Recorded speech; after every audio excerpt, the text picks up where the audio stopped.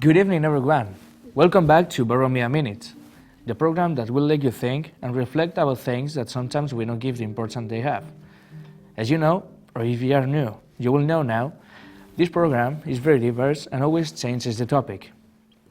On the one hand, we will see an example of how people react to difficult situations in life that can happen to us on a personal level. On the other hand, we will talk about decisions that have an impact on third parties, which we commonly call ethical dilemmas. Hereunder, we show you the case of Guillermo, a person who almost died in 2018. The doctors didn't know what was happening to him. While the recovery process lasted, Guillermo had plenty of time to think about why would this happen to him, whether he'd done something wrong, if it was just a matter of luck. So this is an example of a person who reacts good at something bad that happened to his life, while other people might not react the same way. So let's watch the video. My name is Guillermo Martín. I'm currently 20 years old. In 2018, while I was in my first year of school, I don't really know why neither of the doctors. I spent in hospital almost 3 weeks. Apparently I was dying, but nobody knew why. So this is my history. So in January 2018, I was doing an exam, and I remember that my pen fell, and I was like, I cannot move, I cannot read it. So I called the professor and I was like, man, there's no way I can move my body. And he was like, okay, stay calm, let's drink some water. And I spent in hospital almost 3 weeks because my leg then started moving on its own and getting like spasms. And after 3 weeks I was spent in a wheelchair 2-3 months, and then I had to learn how to walk again. So it was kind of a tough process, but you know, it's part of my life now.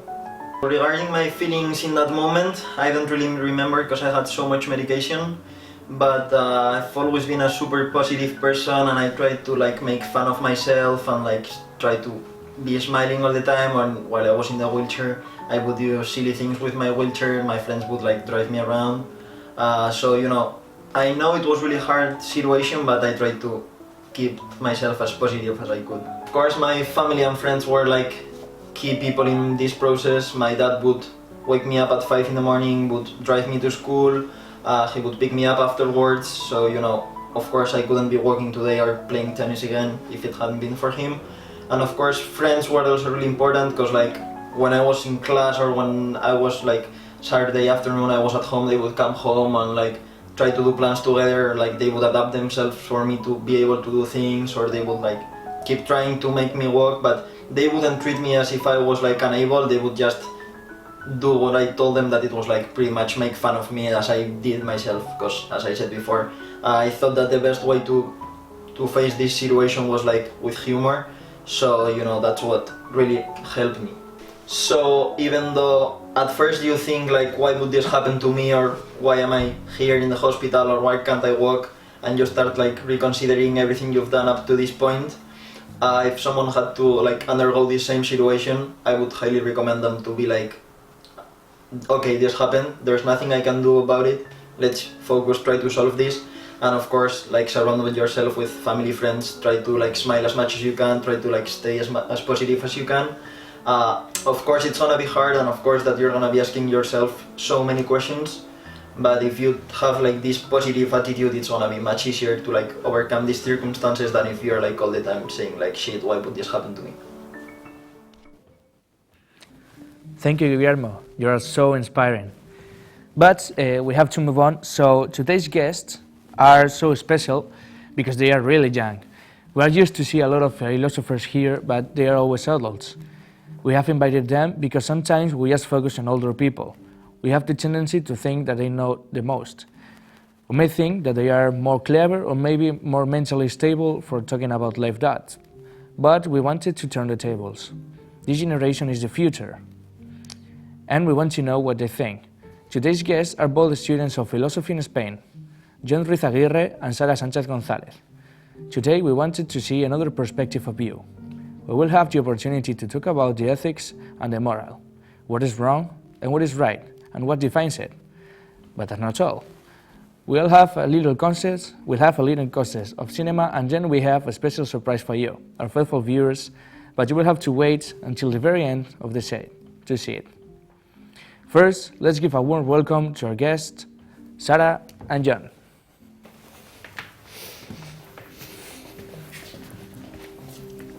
Hey guys. Hello. How are you? Please take a seat over here. Thank you. So how are you doing, guys? Fine. Fine, thanks. you. Thanks for inviting us. Okay, no Yeah. problem. Thank you for coming. So you guys are coming from different universities, don't you? Well, not really. We are coming from the same university, UPV, here in the Basque Country. Right. That's it. I'm in the second grade of philosophy, so we are in different years. Okay, for those who don't know, the UPV is the Basque Public University. So that's interesting. It's a good point to start with, because I would like to know, why did you decide to study in a public university? Because there's a lot of people that may think that the private ones are better. But you know, what's your point? That's I would question. Well, actually, I think that public services are services given by the states in order to be used, and I think it's a tool to be all equal. So I think that apart from being free, which is important, it is an important tool for the states. Yeah, good point. You, John, do you Well- have any opinion about it? In my case, I will always go for public areas because I'm not a family who has a lot of money to invest on private education, but well, I think there are both choices to choose between them, so it's up to each person who decide to go for private or public. Yeah. If I had to opinion something about it, I may say that they are different, just different. I couldn't say there is someone better or someone worse. Yeah, On it. I share your opinion too, because I think that schools should be public and free. You know, education should be for everybody, and elitism is not of my taste. So yeah, I agree with you guys. So changing the subject, we haven't talked about why are you here, guys? Well, actually, I was really surprised when you invited us. So I don't know. You should tell us. Yeah, all right. Please. So I called you because I wanted to know which was going to be the future generation of thinkers in our country. So the topic of today is the moral. You know what Okay. moral is. In other words, what is wrong and what is right. So I'm going to ask you a few questions or consider some situations which you will have to tell me what you think about, all right? Okay. So let's start. Is that okay? Okay, perfect. Okay. So for those who don't know yet, an ethical dilemma is understood as the whole situation in which there is a conflict between different values of a person and the available options. So these are situations in which a struggle will be generated, okay? Normally between values and beliefs, being no totally good solution, either totally bad option, having both positive and negative repercussions at the same time. Then let us see how we react and what elements we take into account to make a decision, all right? Okay. So we'll go for the first situation. This is the situation of the prisoner, all right? So a man, just imagine, okay? A man was sentenced to 10 years in prison. 10 years, all right. After a year, he escaped from prison, went to another part of the country, and took the false name of Mr. Cruz, for example. For 8 years, he worked hard and gradually saved enough money to raise his own business. He was courteous to his clients, paid high salaries to his employees, and most part of the benefits he used them in charities. So one day, Mr. Trebolev, her old neighbor, recognized him as the man who had escaped from prison 8 years ago, and whom the police had been looking for. So the question is, Should Mrs. Trebles denounce Mr. Cruz or not and return him to Yale? What do you think and why? Of course, what do you think and why? Well, in my opinion, we should first consider what is the prison used for. So if we understand prison as a way to re-educate people, well, prison has done its work, so it's okay that this guy is out there. If we understand prison as a way for punishment, then he should go back to prison. So in my opinion, I think that that prisons should have the job to re-educate people. So I think that she shouldn't say anything. All right, that's fair. And you, John? In my case, I'm thinking that maybe Mr. Cruz have to decide what he thinks by his own, like it's his decision, no? But looking in another perspective, in my opinion, I will denounce because first of all, we don't know the crime that man did, or yes, we do. We don't know it, no? We don't know it. You didn't No. tell us. And Yeah, but if it is a crime as bad as to pay 10 years of prison. So I don't and know. he used to spend 1 year on prison and then he escaped. It's Yeah. totally Yeah, wrong. that's bad. Yeah, but he changed his life. You know? Yeah, man, but that's like manipulation, no? It's like he's manipulating his own actions, and that's good, but that is not good when you did a crime and you have Yeah. to pay for that crime, so it's like double crime. You know, you made the crime, you went to prison, and then you went out. That's another crime, so it's Yeah. like you didn't not pay the first one and you made another one, in my opinion. Maybe the point is on the justice system. Maybe True. for him, 10 years was too much time. Maybe in a year, as Sarah said, he re-educated himself. So, I don't know. It is difficult to say, but I understand both points of view.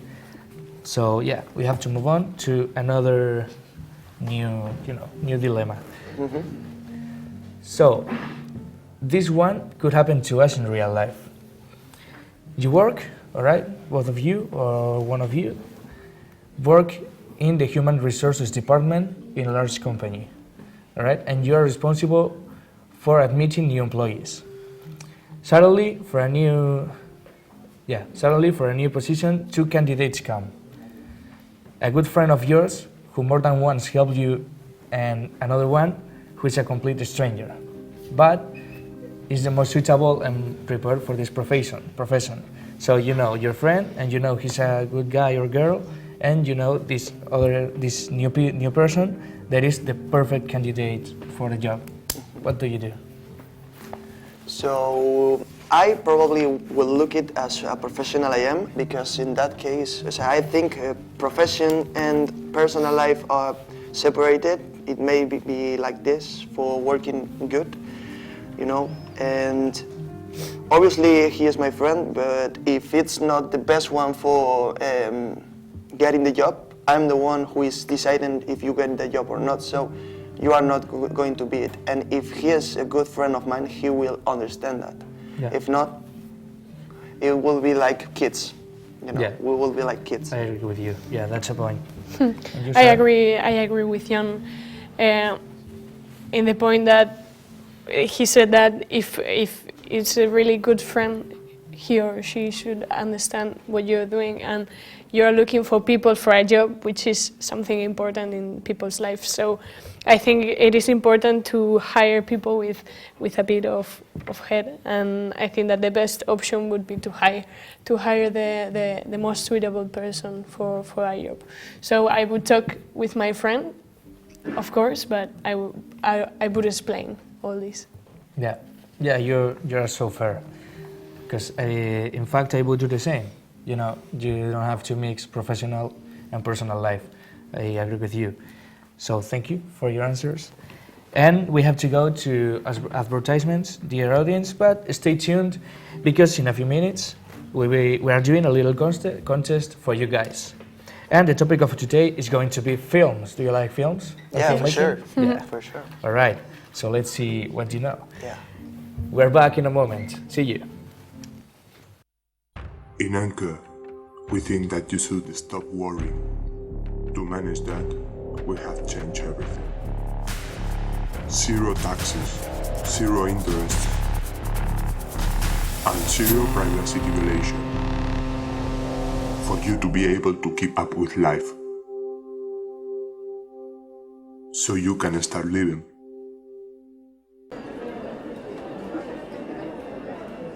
Camarera, unas cervezas.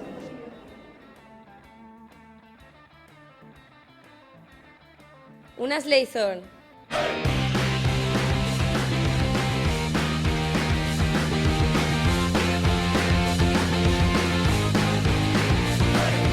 Leizón no es una cerveza cualquiera. ¿Imaginas estar en plena naturaleza? Sintiéndote como en casa.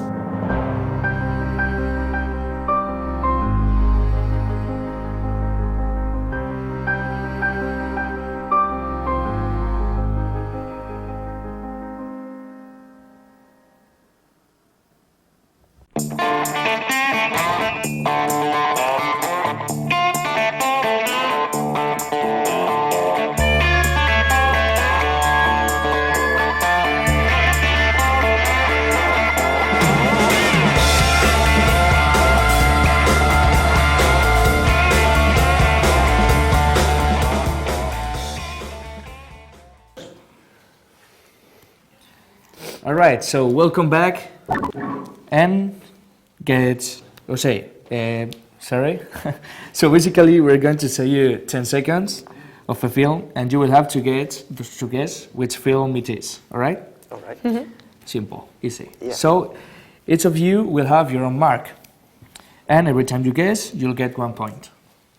All right. So you only have 10 seconds to answer. So hurry up. I mean, you will see 10 seconds of the video, and that's all the time you have to answer. Okay. All right? Let's go for it. So, you start, John. Okay. Let's play the film, please. All right, not yet.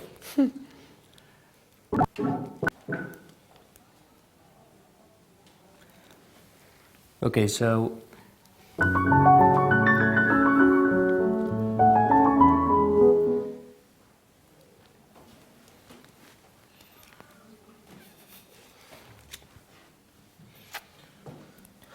okay, you ready to see the films? Yes. We are. Yes. All right, I think we have time. let's play Liza, that. this is very important to me. This is a second chance for me. I'm sorry that I have to go. And when I come back, we just will not talk about this ever again. 10, You don't know the film. I don't know which one is the film. I didn't No? see it, but 5, may I be looking it for the next weeks because it looks nice. No? Yeah. It looks nice. You think it's nice? All right. So So I this don't is know which you is- don't know, no. and you, Sarah?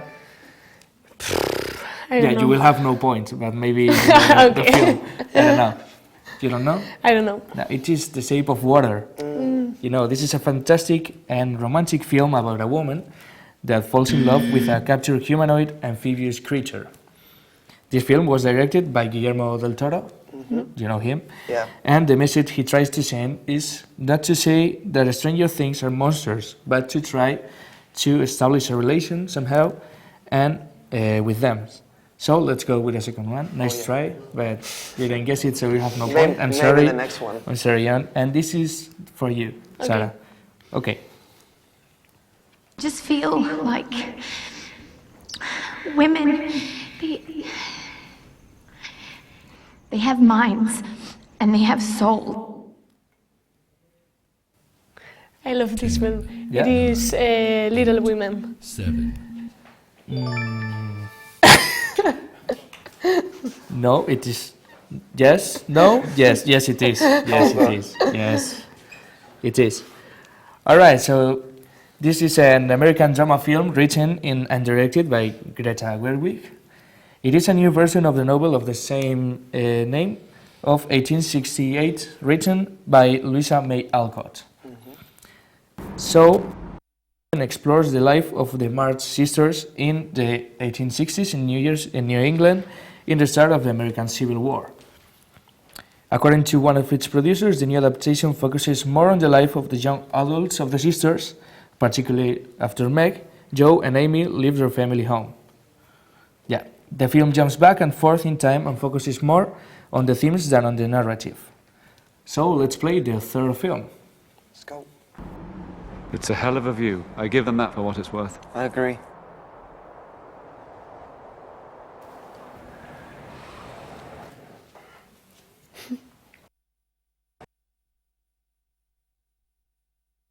Also know what's happening to me. You don't know it? The Grand Budapest Hotel. Which one? The Grand Budapest Hotel? You don't know it? No, I don't know it. Wow, this is a really good film. So, this film of Wes Anderson is fun as well as entertaining, and talks about a hotel concierge that befriends a young employee. So, the story is about the theft and recovery of a priceless Renaissance painting and about the battle facing family members for an immense fortune. Interesting. You will have to see it. It is a really, really good one. film. Oh yeah. Yeah. I write down. All right. And this film, the last film for today, Okay. this is for you. Where are we? Young Lydia said the very same thing when she realized the three of us were dead. I'm not very sure, but Try it. Just try it. maybe the others. Yeah. Yeah, that's right. The Others. All right. From 2001. So Really the good movie is movie. about a very big widow that discovers strange events in her house and thinks there is a presence of ghosts in her secluded mansion.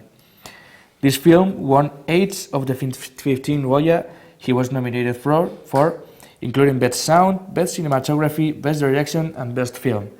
Along with other films, it is the fourth in the list of most awarded films in the Goya. So these are all the films for today. Of course, Sarah won. I'm sorry. 2-0. It's fine. Good try. Yeah. So we have no time for more films, so we'll go to advertisements and see you when we're back. Coge tus muebles viejos y tráelos a Pinturas Iriondo.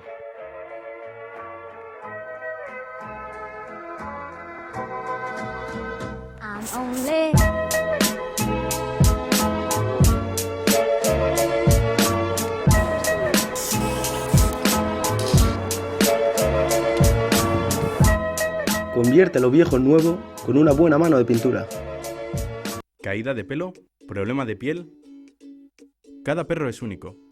Con una muestra de saliva, Químico crea una dieta para el caso individual de tu perro, incluyendo proteínas y vitaminas como B12 y E, para su energía y sus músculos.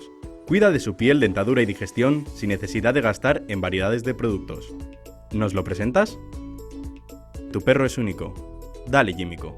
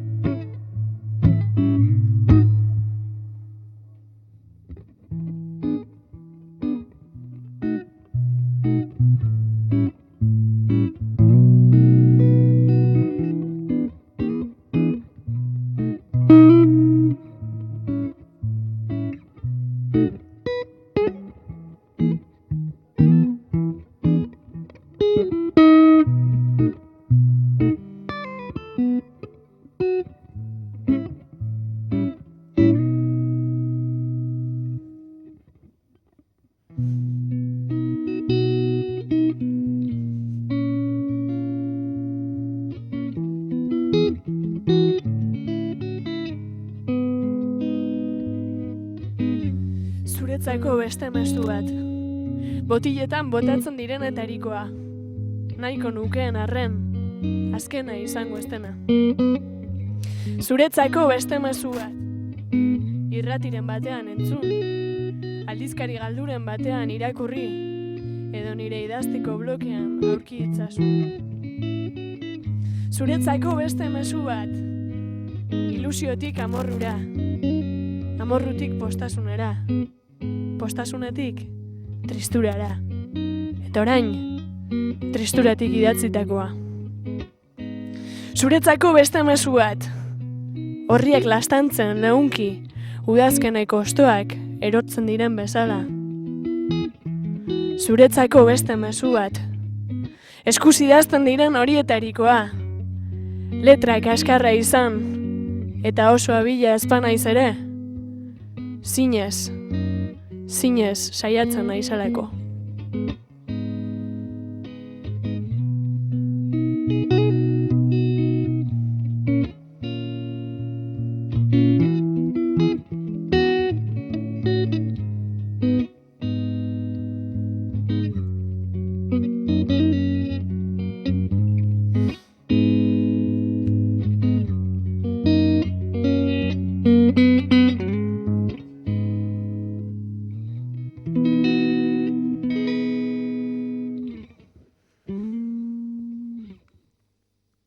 Thank you.